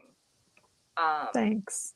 Oh, Yeah, for me, it's the Hercules scene, and just the shock on his face when they're all attacking and everything. Kel, we talked about the praying mantis versus the ants, and I believe it was David that was asking if there was any other symbolism.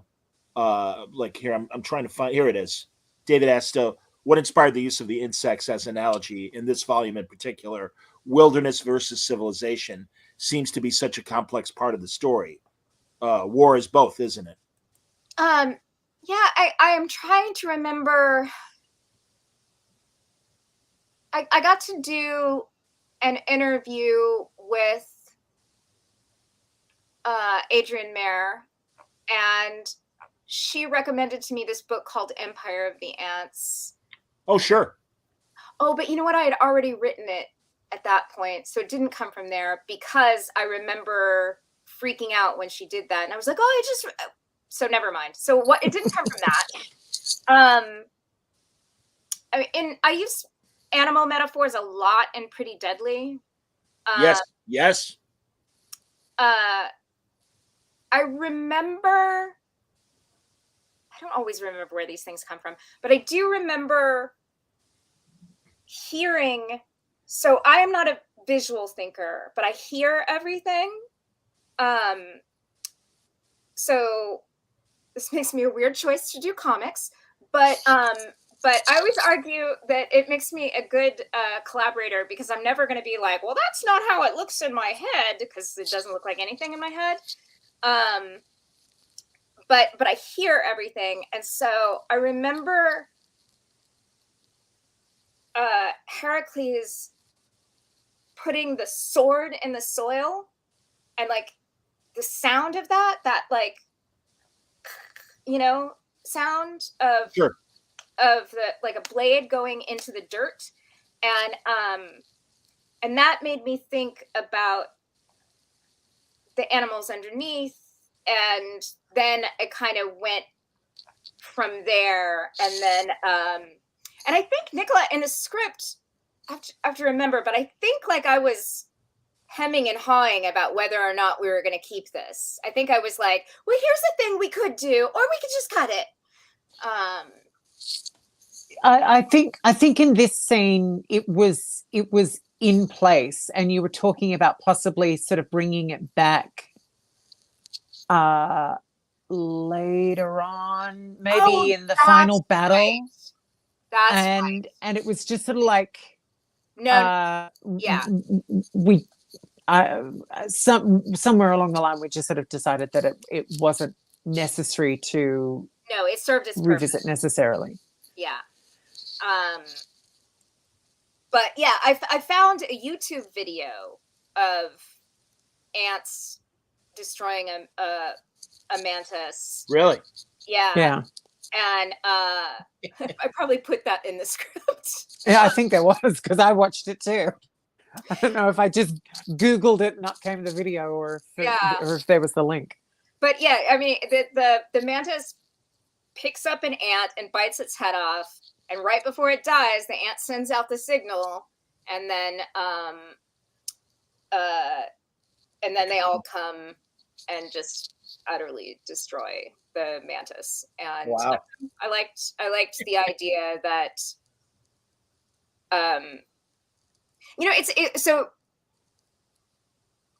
we talked about this before, but I did not write the Captain Marvel movie. I got to work on it, but I did not write it. And there is a scene at the end that is so good and so powerful that I wish I had written it. I'm like, God damn it, that's so good. And it's when Jan Rog is like, all right, put the powers away. We're going to do this mano a mano. And that's when you'll know that you've made it. And she's like, and just blasts him with her powers. Yes, agreed. There's a comment about the coloring on that page too. But what that scene says is, yeah, I will not meet you on the level of your ability. I will not hide my gifts. I will not compete on your playing ground. And I think that is so often what happens to women, where it's like in the 80s, well, if you want to enter a man's business world, then dress like a man and maybe we'll take you seriously, and like, and you need to hide the things that make you who you are, because that's not what we value. And so it's like, so Carol at that point, and they don't spell any of this out, but it's so amazing to me that when little kids come for me to sign stuff now, since the movie's been out, they haven't read my stuff. They don't know, but I don't care. I'm just so excited that they're excited,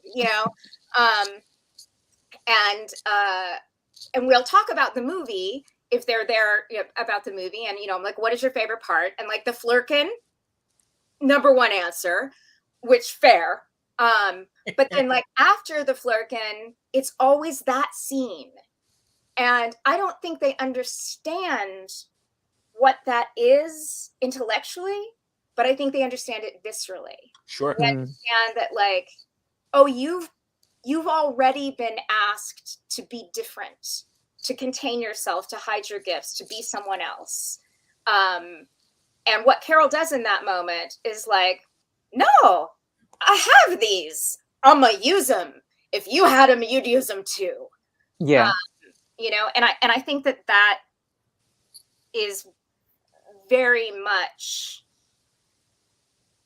in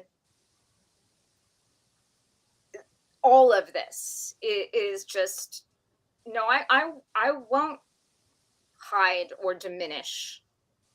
I will be who I am. Not me personally, but like but me too. But I mean, speaking like as the characters, like all of them finding permission to do that. Did you consult on the Marvels? I did. Cool. And also, someone asked really earlier. Good, you guys. It's so good. Great to hear. And also, and I know we're in the midst of the WGA strike, but prior to that, James Gunn kind of gave his ambition list of the things he wants to make. Among them, Paradise Lost.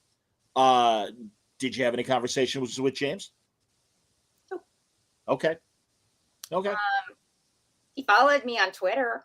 I don't know. So you got that going for you. No. I mean, I don't know him, but Yeah. I love his work.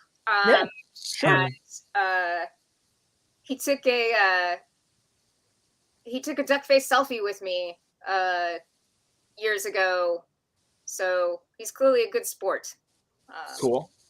So yeah. All right. No, I'm not involved in that project. I wish them well. Yeah. Okay. Are we cool, guys? I mean, again, I don't want to keep you longer than if you got to get going or anything stupid. You know, both of you. I mean, Nick, you're just starting your day. Nick, I cannot imagine having to collaborate transglobally as you do, and especially like, you know, to give the Donnie and Marie analogy, you live on the morning side of the mountain and Kel lives on the twilight side of the hill. Yeah. So I'm Well, like that's Ari. been my whole career. Used to it now. So yeah, I mean, and same with Tom as well. You're my Yeah. two Australian connection that I know on a regular basis. It's like, why are you up? Or are you, you know, again, it's like I don't even know when to bother you guys with like emails or messages and stuff half the time. So I'm often more aware of what the time is in LA than I am at home. You know. Jesus. Oh, this is weird and interesting, but I like it. And you could both maybe answer this. Can you elaborate why Hippolyta shouldn't be Wonder Woman? I feel like some people need to hear this. I mean, She has been. Yeah. Well, I mean, that's yes. the point of your story. Absolutely. In continuity, she has been, right? Right. Yeah. That's right. In the JSA, they kind of retconned the 40s Yeah. to make Hippolyta the JSA member. Sure. I mean, my interpretation, which is just my interpretation, but in my personal opinion on it is like that's not the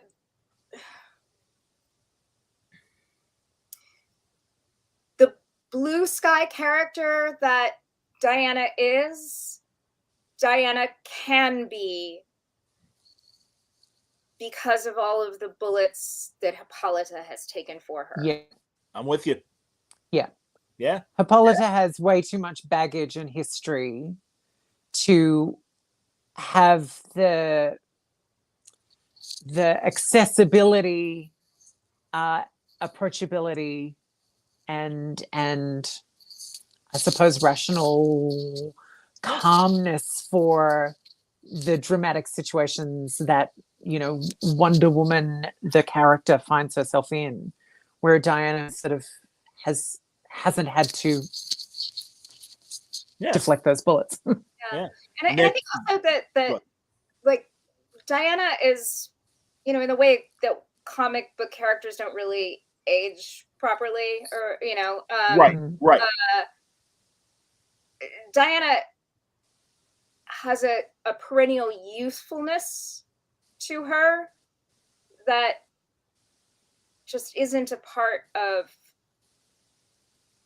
you know, Hippolyta to me has seen some shit. Yeah.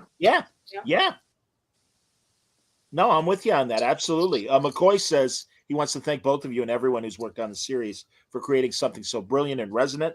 A perfect encapsulation of all the core themes of Hippolyta's character in Wonder Woman. Yeah. No, I am absolutely with you in terms of, and this is true. As Radhika says, Wonder Woman's origin being free from trauma is very important. Absolutely. So very cool. Oh, this is nice. Jason says, just want to jump in and say everyone on this panel are legends. Well, certainly the two women are. Thanks, Jason. I'm just the bartender. I'm just wiping the counter and pouring them another one as we're talking and everything. This is great.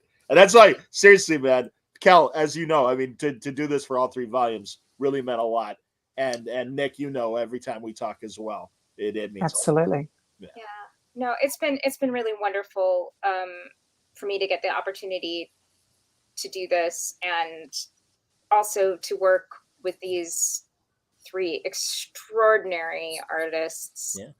And it was a very collaborative process. You know, there were so many conversations, and you know, there's a scene in 3, the theater scene that I think was written 3 times. And really, Nicola was so instrumental in getting that right, and the conversations that we had about it. Because, you know, the when you're like writing, and well, any art making is so scary, you know, and it's so vulnerable, and you know, you there's this part of you, especially in a project that takes the kind of energy that this one takes. There's a part of you that just wants to be like, done is beautiful, you know? Yeah. And, But not for this. yeah, and now Nicola was like, it's not right. And she's right. And I love it. It was so worth it. So, you know, just like, I can't explain how it's so weird to talk about comic authorship with this, you know, well, there's the writer and there's the artist, as though they're these very separate things. And they're not. There's this third authorial voice. And it's interesting too, because, you know, Phil is so much a part of the conversations that he and I had, inform everything. And then I find that if we do get to go on, and if we get to go on with the same artist, that would be amazing. But if we don't, if it doesn't work with people's schedules, and we do get to go on, like, Nicola and Jean will also inform everything that comes next. And their, you know, DNA kind of remains a part of this. The gifts of their intellect and their taste and their choice. That is the beauty of collaboration. You know, if I wanted to be God, I would write a novel. Sure. You know, and I know Nicola and I both come from theater,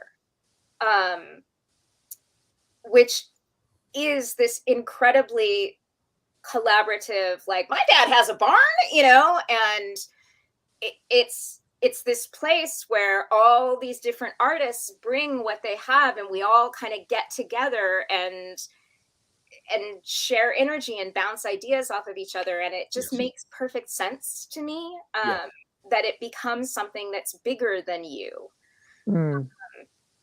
So I don't know. It's been an absolutely incredible experience, and I'm intensely grateful for it. Same. And intensely grateful to have had the opportunity to sit down. And also, I don't think this has been announced, but I'm going to announce it here. But again, just between us, we're the 4 of us and Clayton are going to be at Rose City Comic Con in Portland in September. And so we'll all get to be face to face. And I can talk another time about Clayton. It reminded me very much about the way that Nicola was talking about Annette, that, like, Clayton understands he's been working with me for like 12 years. And oh, wow. Clayton calls the letter, everybody. Yeah. And he's just, you know, I've worked with some really wonderful, incredible letterers, but Clayton is very tolerant of my needing to rewrite things once I've seen them. Yeah. Because I don't have a visual imagination. Sometimes I don't know that it doesn't work until I see it. And Clayton understands that I'm going to ask him to redo things. And, you know, like, if there's a point where you need me to pay you again, tell me you need me to pay you again, and I will pay you again. And that is totally fair. I don't want to take advantage of anyone. But I want it to be right. And, like, I'll send fruit baskets. I don't care, you know, but he really is. He's a tremendous artist. He understands the power of lettering. He also understands that like it's kind of a bummer because if you're a really good letterer, your hand is invisible. So they don't get the credit that they should get because the better they are, the less you notice them. And he just has all of that. He can make a joke work, but using the space between balloons, you know, he understands that our eyes translate that to time. Yes. So he's incredible. Anyway, Nicola has things to do. I'm sure my children wonder what happened to me. All right, lightning round real fast before we wrap up. Yeah. Sorry. Sure. No worries. Nick, more black magic coming, hopefully. Hopefully, that's what I was meant to be working on this year, but it's been bumped to next year. Again, it becomes about scheduling. It's like Greg's been a Hollywood person for the last few years, so totally. When the schedule opens up, that's what we're doing. Fair enough. Kel, people were asking about Pretty Deadly.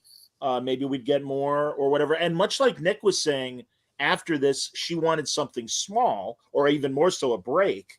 And of course, we've got the writer's strike right now, unfortunately. Will we see more comics from you this year or next?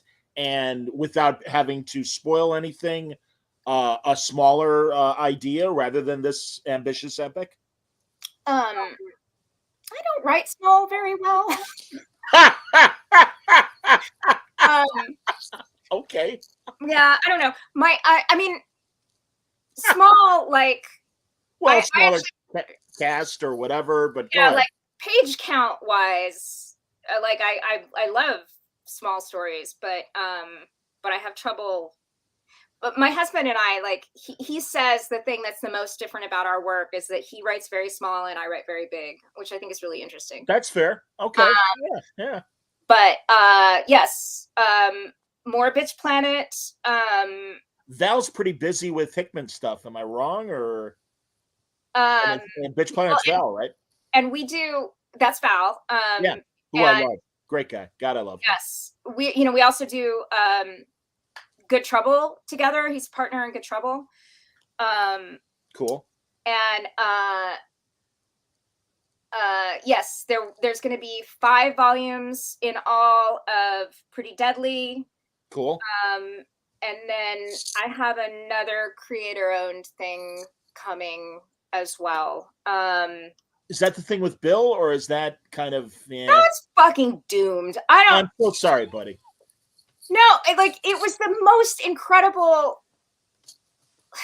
Like, I read that script like 6 years ago or something. Wow. And we announced it, and it's embarrassing to announce something that never comes out. You know, it feels you know, and so you sort of like want to be like Beyonce and just like don't announce it, just drop it when it's done. You know, like he is wise in this and all things.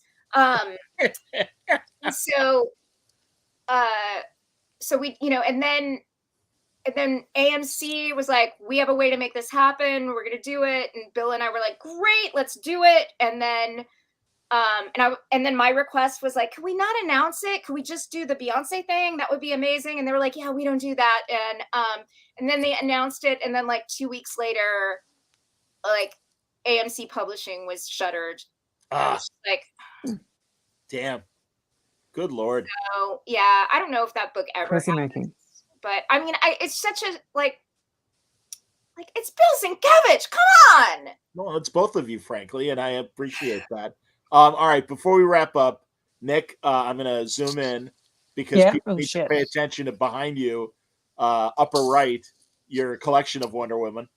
Look at that. Yeah, I love that. And Nick, I'm so sorry I don't have the image, but God damn it, and you've done it with several characters. When you do the multiple iterations of various characters, and your Wonder Woman 80th anniversary ones. Yeah, Nightwing, Wonder Woman.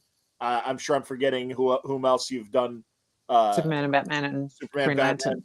Green Lantern, Atta Girl. That's fantastic. Kel, I got to zoom in because sadly we lost an icon yesterday. Oh yeah, here we go. Let's see if we can get it to focus on her. I don't know, maybe it will. But if you guys can't see, there you go, Atta Girl. Uh, the red poster behind Kel is of Tina Turner. And did you ever have the opportunity to meet her? No. No? In fact, I talked the director on Awakening, the show that I wrote for The Vegas show. Yes. Director of that show is a guy named Baz Halpin, and Baz knows he directs concerts mostly, and so he knows everyone. And I was talking to him about Tina Turner being a hero of mine, and that I tried to get her for Emerald City. I wanted her to be one of the Wicked Witches in Emerald City, and yeah, and everybody was like, "She's happy being an old lady in Paris. Leave her alone." I was like, okay. But I told that story to Baz at one point, and like Baz gets out his phone and like pulls up a picture of him with her, and I was just like, But yeah, no, I never got to meet her, but I wrote a little bit about this on Instagram. Like I didn't need to meet her for her to be the idea of her to be an important part of my life. Sure. Mm-hmm. She the structure of her face looks very much like my grandmother's. They both have those sort of lion woman faces. Interesting. Sure. And they were both really fierce women and really important to me. And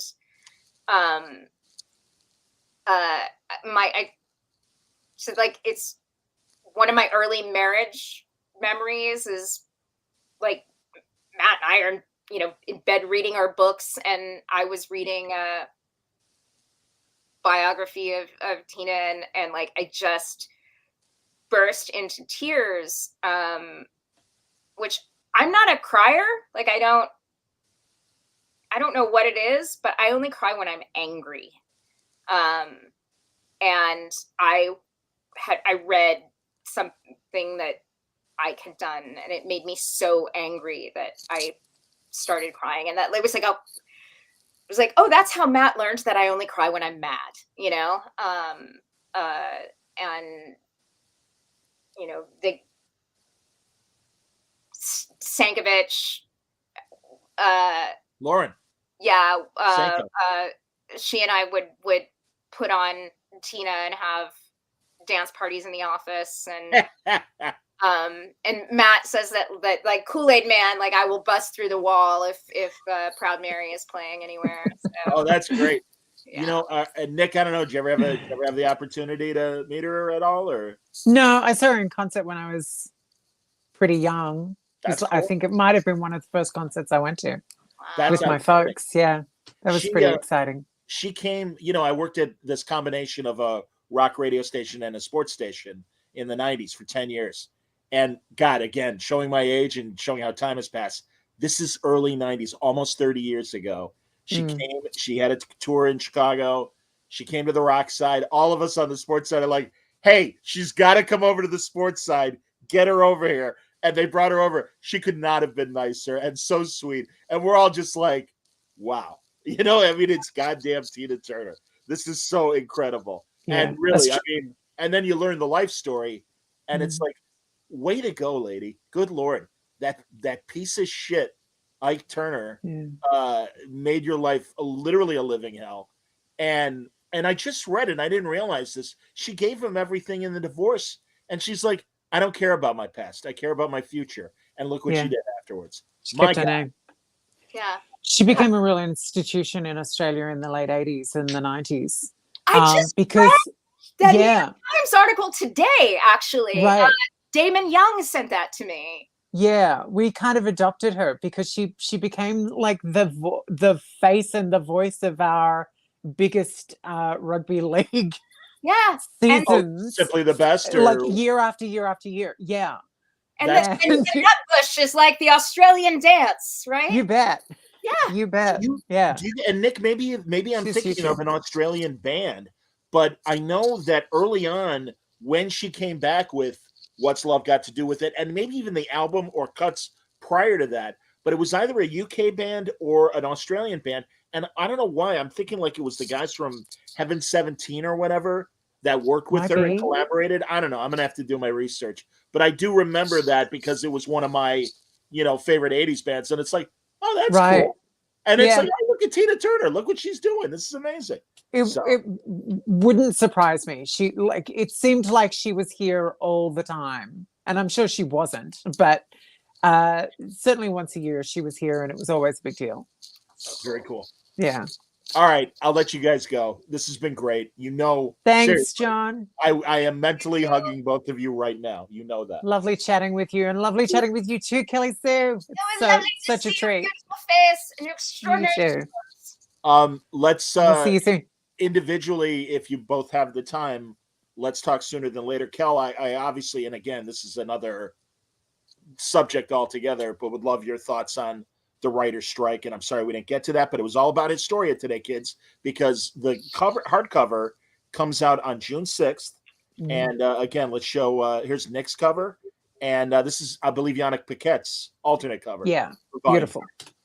And no disrespect to Becky Cloonan and, oh, damn it, I'm forgetting who did the alternate cover for Volume 1. But yeah, there you go, Kel. Let's see. It was Cloonan. It was.